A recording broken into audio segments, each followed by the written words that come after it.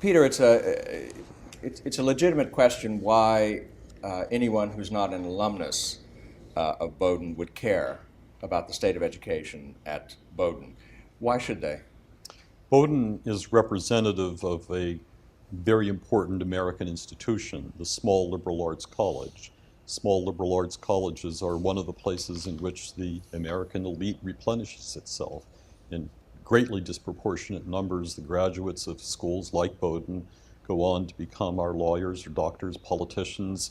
The ruling class of America is formed and created in colleges like Bowdoin. Especially like the president of the National Association of Scholars. Well, you're a small college man. Yes, I attended Haverford College, a college much like Bowdoin in many respects. And I'm president of the National Association of Scholars, a great and powerful organization of about 3,000 members. But what's the purpose of that organization? We have existed since 1987 as a body meant to push back against the radicalization and the politicization of American higher education. So we are a counterforce against the rise of political correctness. We fight against racial preferences in higher ed and many other issues. And so do you call yourselves conservative? No, we don't. We call ourselves traditionalist in that we're trying to uphold the founding values of American higher education and the founding values of our country and civilization. And so among the 3,000 some members are non-conservatives? Quite a few. The last time we did a survey of our membership, roughly half of them said that they were registered Democrats. Many of them certainly considered themselves political liberals. Our board of directors includes people on the left as well as the right. Mm-hmm. And looking into the results of your very precise and even longitudinal study of Bowdoin, one question that arises is, what is it that is not being taught at Bowdoin? What is it that, looking at the evidence for political correctness or for a diminished and less well-rounded education than students should have. One question is what isn't being taught. The second would be what is being taught at Bowdoin. Now, you conclude your report with this little stinger at the end about what Bowdoin doesn't teach, which allow me to quote a little bit from this paragraph. What does Bowdoin not teach, you ask? Intellectual modesty, self-restraint, hard work, virtue, self-criticism, moderation, a broad framework of intellectual history, survey courses, English composition, a course on Edmund Spencer, a course primarily on the American founders, a course on the American Revolution, the history of Western civilization from classical times to the present, a course on the Christian philosophical tradition, public speaking, tolerance towards dissenting views, the predicates of critical thinking, a coherent body of knowledge, how to distinguish importance from triviality, wisdom, culture. That's a pretty long list. Yes, and you'll notice that there's probably very few items on that list that take the form of specific courses that are missing. We say there's no course on Edmund Spencer. That has been disputed by President Mills, who says that some of Spencer's poetry is taught in some unnamed course, but there is not a course on Edmund Spencer. But for the most part, the Bowdoin curriculum is a profusion of courses. Since 1964, the college has doubled the number of students, but quadrupled the number of courses. Mm-hmm. So it's difficult to find specific items that are missing. But what is not so difficult to find is that there has been this change in the character of the curriculum.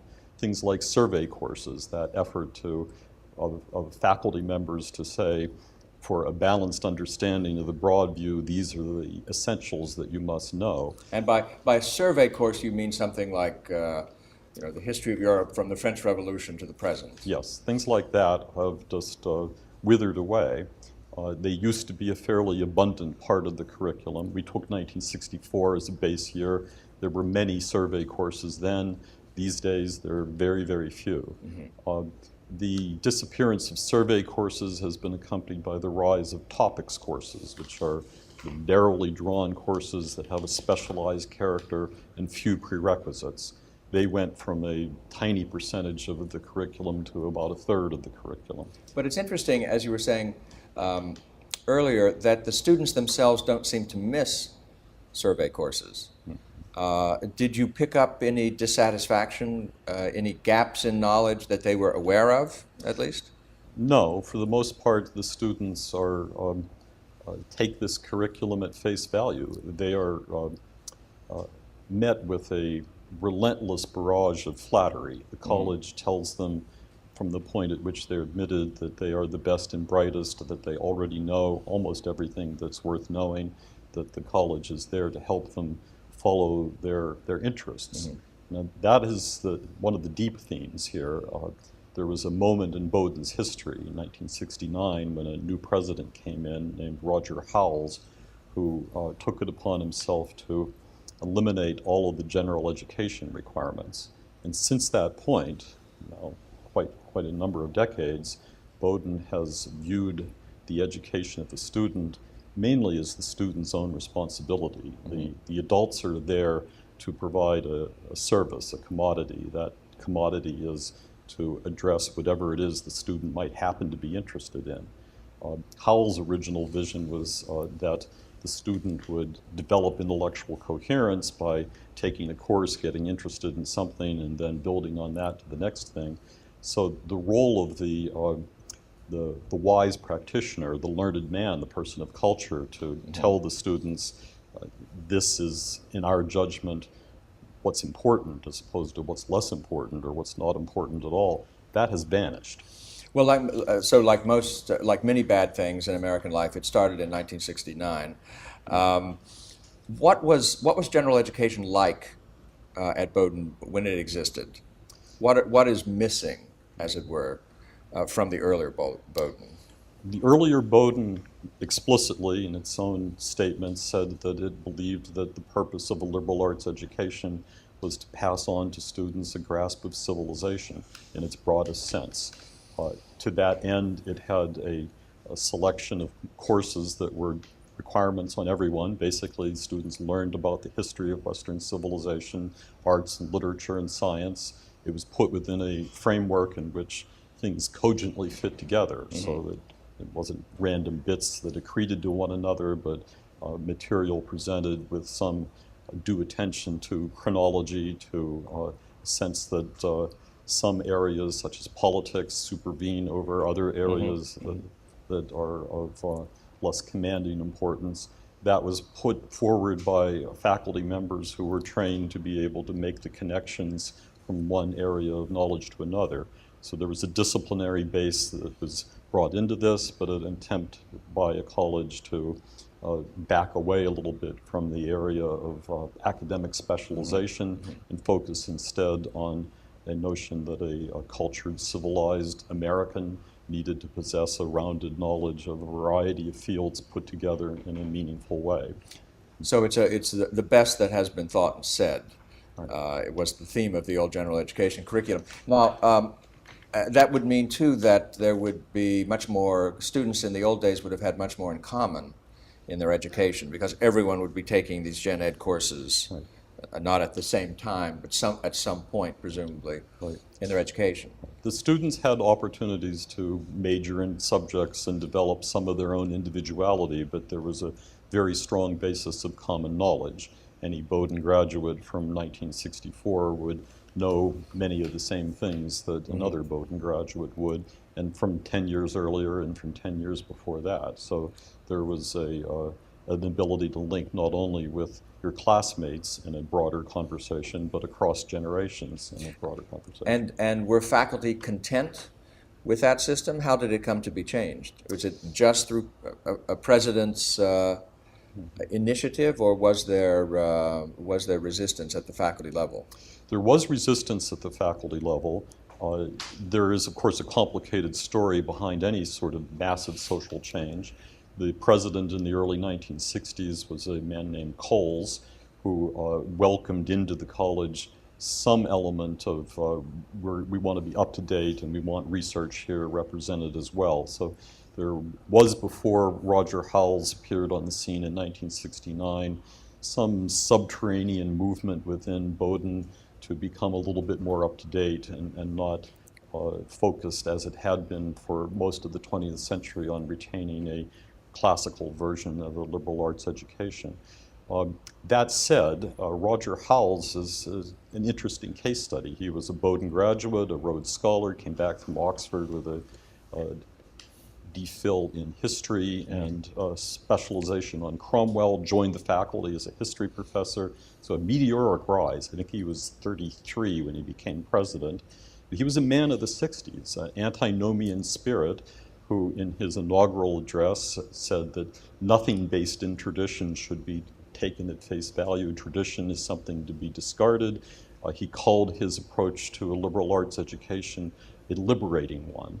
And the purpose from that point forward would be to liberate students from whatever residuum of tradition and culture that they brought with them, so that they could rediscover their existential selves in this process of So he was a Cromwellian. He was a In more ways, Cromwellian that's in a right. true His sense. antinomianism was rooted in his own academic subject, in a way. If he'd had a King Charles to behead, we would have. But no one was beheaded, at Bowdoin at least. No, just the curriculum. Yeah. So the did the faculty push back against this? Actually, quite a few of them did, and it took only a few years for the faculty more broadly to recognize that something had been broken, something had been lost. They began to recognize that students were in significant numbers taking themselves out of the search for broader knowledge. Their compositional skills in English were in sharp decline. The foreign languages were being shunned. So Bowdoin did what Bowdoin often does. It appointed a series of commissions. And commission after commission came back with recommendations for attempting to restore some distribution requirements, recommendations to do something in English composition and something in foreign languages. Every one of these met with either failure or with such severe compromise that nothing really came of it. So when it came to English composition, instead of requiring students to take something like freshman English, they came up with a recommendation that we are going to urge students to study composition. Same thing with foreign languages. It's just words. Right. When it came to general education requirements, they ended up creating what they called distribution requirements, but these were just basically giant lists of many, many courses. For distribution requirements, they had 5. 2 of them were in effect diversity requirements, one on international perspectives and the other on social differences or something like that. The notion there being that all the courses that had come rushing into the curriculum in things like black studies and women's studies became the fodder for making new distribution requirements. So in the leveling that Howell ushered in, this disjunction between a liberal arts education and the historical content of the liberal arts, a space was opened up, and he wasn't simply an agent of Cromwellian destruction. He was an architect of something new. The something new that came in are the things that we nowadays call the studies: women's studies, black studies, Asian studies, Latin American studies, later on queer studies. So we have part of the legacy of Howell is that once the traditional liberal arts were demolished, a politicized curriculum came in. Courses meant not to study the world or to reflect on how things are, but to change the world according to a particular prescribed end. So what Bowdoin doesn't teach is one side of this. What Bowdoin does teach is the other. Bowdoin does teach that there's a sort of progressive view of the West, in which disdain for America and for Western civilization is coupled with a set of departments that are activist in nature and that set out the idea that this is how we want the world changed. But the courses on Shakespeare still exist. Courses on at least aspects of American history still exist. So it isn't as though Bowdoin has dropped Western civilization. They've just made it optional. Well, I think have to put that with a little bit more finesse. There are fragments of Western civilization that one can find in, say, the history department. There are other departments like government, which has Gene Yarborough as a prominent member of that department, one of the few conservatives on campus. That department has maintained a focus on the American founding. So you can think of the old curriculum as having been put under the hammer and smashed into pieces. Some of the pieces that are left over are still fairly substantial, but they're still pieces. They no longer are part of a coherent whole. As to whether you can find courses on Shakespeare, well, you can, but oftentimes they're going to be courses taught from the perspective of queer Shakespeare, or some of them are quite good courses. Yes, some of them cross-dressing are in not so. Shakespeare. Yeah. Yes, that kind of thing. So the student who comes to the college not already in possession of a liberal arts education is confronted with this Jackson Pollock curriculum. And you can hunt through it and maybe find things that add up to an approach to Western civilization. But the idea of civilization itself is, if it's discussed at all, it's discussed ironically as an agent of white male hegemony and that sort of dismissive sneer. Good. Thank you.